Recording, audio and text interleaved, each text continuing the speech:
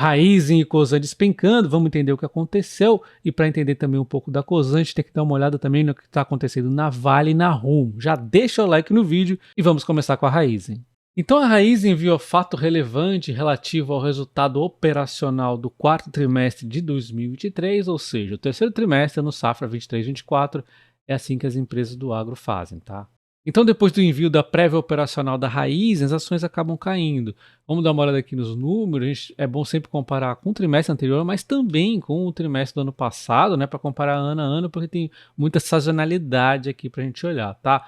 Bom, então a gente tem aqui a moagem da cana, embora no ano tenha batido recorde, a gente viu que devido aqui ao encerramento da moagem, a produção de menor área de colheita teve um pouco de queda aqui em relação ao trimestre anterior, mas olha só, acima aqui do ano passado. Mas o que eu acredito que o mercado tenha ficado também bastante chateado é a questão aqui da redução da produtividade. Isso é uma narrativa que a empresa vem melhorando aqui desde o IPO. Era um dos pontos que ela tocou que iria continuar a melhorar, né?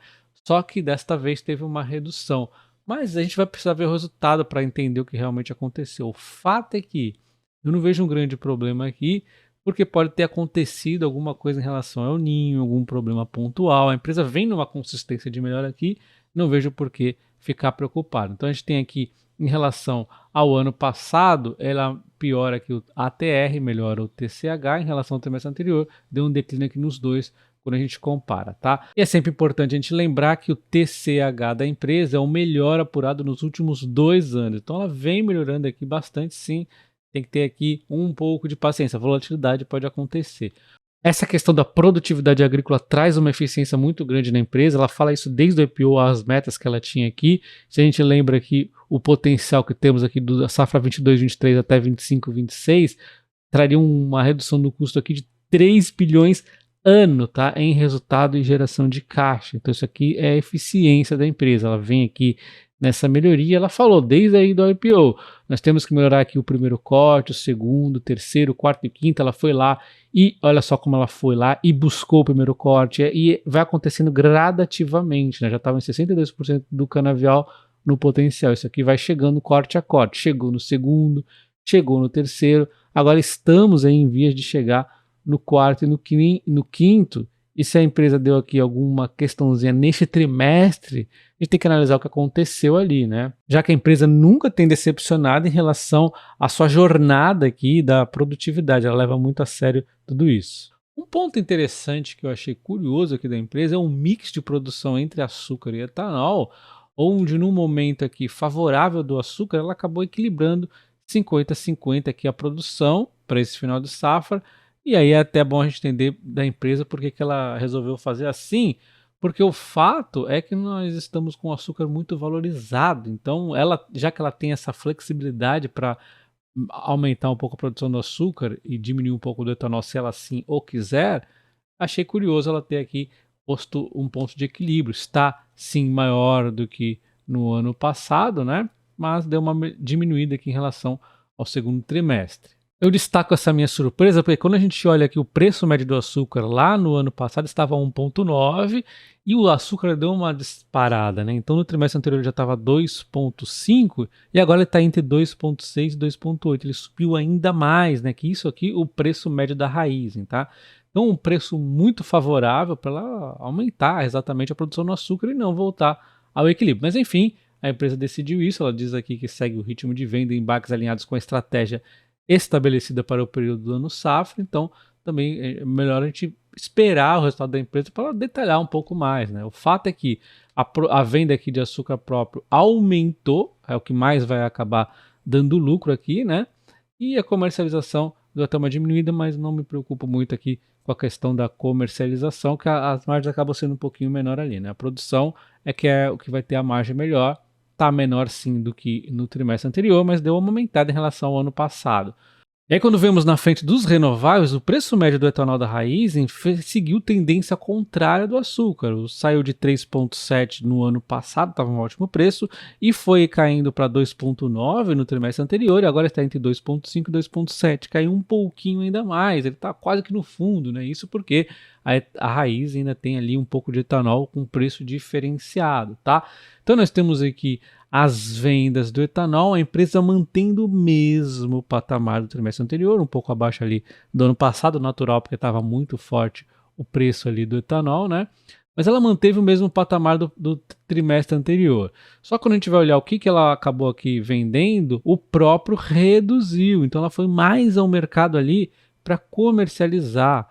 Isso porque, como os preços estão comprimidos, ela seguiu essa estratégia para segurar um pouco de estoque. Então ela fez estoque, já que o cenário não está tão favorável. Ela acha que isso aqui vai se recuperar. Mas isso aqui pode impactar pontualmente, né, nesse trimestre, já que comercialização, as margens são menores ainda, e ela acaba segurando então o seu próprio aqui, né, para manter aí para um próximo trimestre, de repente, com a recuperação aqui do etanol. E a justificativa da empresa para o preço médio aqui do etanol ter caído é a oferta grande aqui de etanol de cana, de milho, que vem crescendo demais no Brasil, a gente já vai ver isso, e também a questão da paridade do preço na distribuição dos combustíveis. Então, tem uma paridade aqui com o petróleo, né, com a gasolina aí.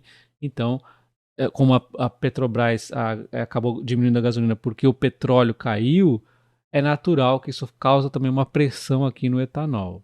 Um ponto muito bacana da Raízen é a sua produção de etanol de segunda geração segue avançando, tem muito mais para avançar, eu sempre digo para vocês, né? Então isso aqui é só o começo, e sai de 8.0 para 8.6 no trimestre anterior e agora em 8.9, um crescimento constante acontecendo. E aí quando a gente vê então as vendas de energia elétrica, deu esse salto significativo, embora a sua cogeração própria aqui tenha reduzido em relação ao trimestre anterior, mas isso vai muito aqui do encerramento da moagem, então é bom a gente comparar em relação ao ano passado, ó, teve aqui um aumento, tá?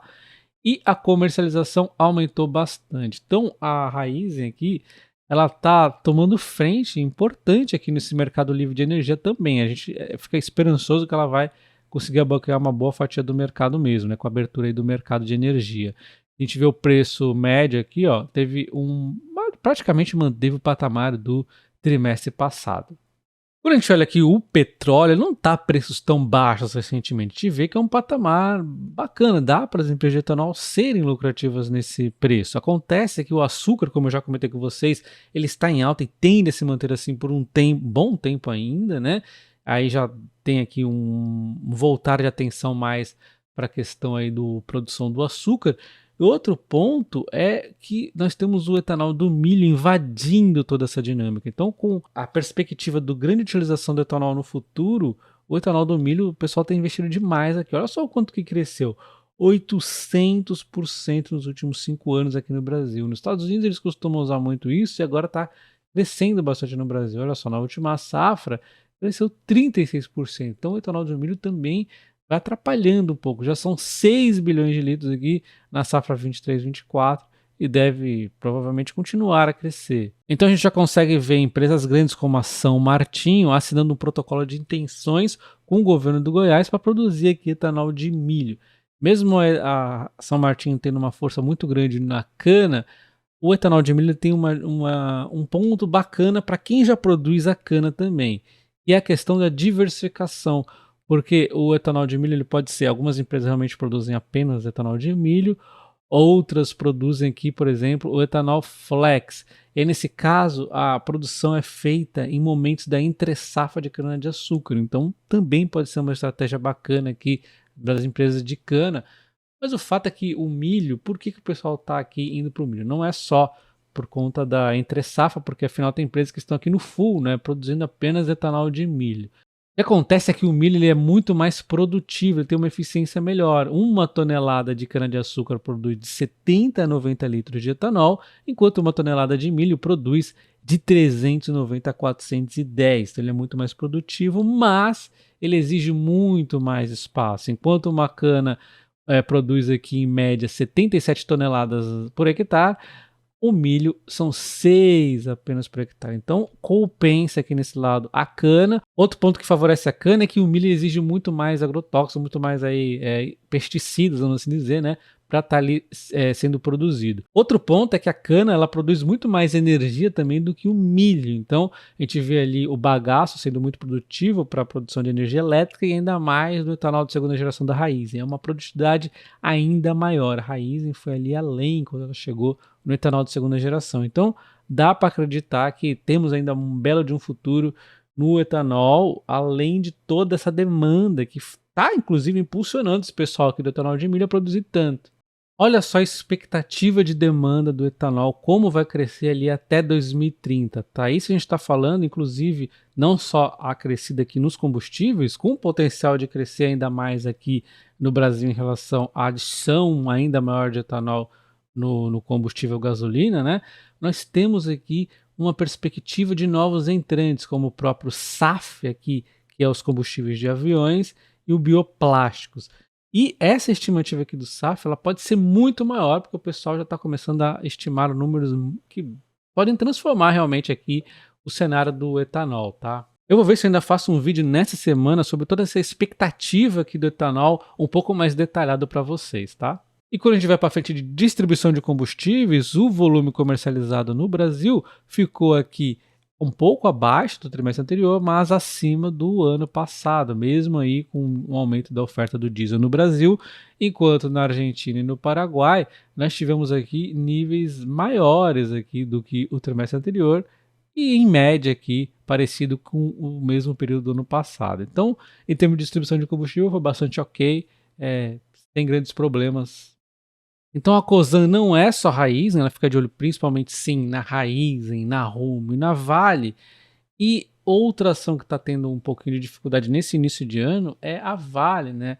O minério de ferro ali ele vem um pouco de recuada, então ontem o que aconteceu foi que o minério de ferro acabou caindo e cai hoje mais por conta da taxa de juros da China ser mantida ao mesmo patamar. Existia ali a expectativa do mercado de que essa taxa de juros fosse cair um pouco, né, para exatamente estimular a economia a voltar a dar aquela crescida, e não é o que aconteceu ontem. O Banco Central chinês resolveu manter a taxa de juros de médio prazo ao mesmo patamar, causou aqui um pouco de preocupação no mercado em relação aqui para onde vai, né, esse crescimento chinês. E hoje nós teremos dados importantíssimos a serem divulgados na China às 11 horas da noite, ou seja, após o pregão, e o mundo está muito atento a isso. Um dos dados importantes é o PIB chinês, e o ministro da China já divulgou aqui antecipadamente que o PIB vai crescer 5,2% em 2023. E ele destaca, né, a importância que foi um crescimento exatamente sem grandes estímulos maciços